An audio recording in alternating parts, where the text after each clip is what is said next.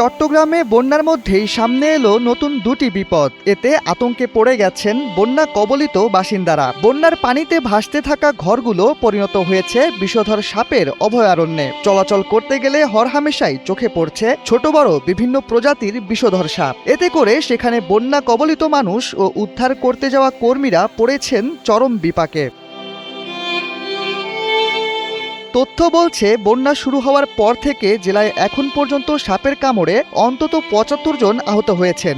শুধু বন্যার্তদের ফেলে যাওয়া ঘরই নয়, সাপের উপদ্রব দেখা যাচ্ছে আশ্রয় কেন্দ্রগুলোতে। এতে যে মানুষগুলো এসেছিলেন নিরাপদে থাকতে, তাদের মধ্যেই এখন দেখা দিয়েছে চরম আতঙ্ক। খাবার নেই, পানি নেই, থাকার জন্য শুষ্ক জায়গা নেই, তার উপর বিষধর সাপের ভয়। সাপের উপদ্রবে সবচেয়ে বেশি বিপাকে পড়েছেন বিভিন্ন জেলায় বন্যার্তদের সহায়তা করতে আসা কর্মীরা। পারফেক্ট ব্লেন্ডের ফ্রেশ মশলা, ভালোবাসার স্বাদ অটুট থাক।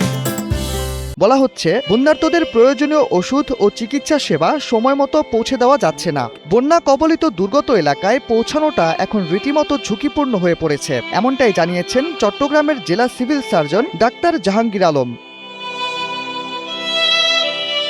এই সিভিল সার্জন বলেন, বন্যায় চট্টগ্রামে এখন পর্যন্ত সাপের কামড়ে মোট ৭৫ জন আক্রান্ত হয়েছেন। একই সময় ডায়াবেটিস সহ পানিবাহিত রোগে আক্রান্ত হয়েছেন আরও ২০ থেকে ২৫ জন। বন্যা দুর্গত এলাকায় কাজ করছে স্বাস্থ্য বিভাগের বিশেষ মেডিকেল টিম। সেসব এলাকায় প্রয়োজনীয় ওষুধ ও খাবার স্যালাইন বিতরণ করা হচ্ছে। প্লাবিত এলাকায় কোনো অন্তঃসত্ত্বা নারী বা অসুস্থ শিশু থাকলে তাদের নৌকায় করে পৌঁছে দেওয়ার নির্দেশনা দেওয়া হয়েছে।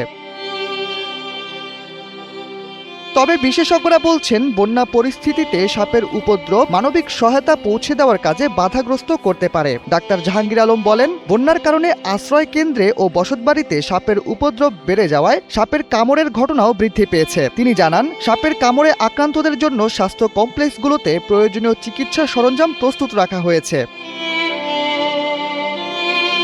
তথ্য বলছে, সাপের কামড়ের পাশাপাশি চট্টগ্রামের বন্যা কবলিত এলাকায় এ পর্যন্ত পানিবাহিত রোগে আক্রান্ত হয়েছেন ২০ থেকে ২৫ জন। পরিস্থিতি যদিও এখনও উদ্বেগজনক পর্যায়ে পৌঁছায়নি, তবে বন্যার পানি নামতে শুরু করায় পানিবাহিত রোগের সংক্রমণ বেড়ে যাওয়ার আশঙ্কা রয়েছে।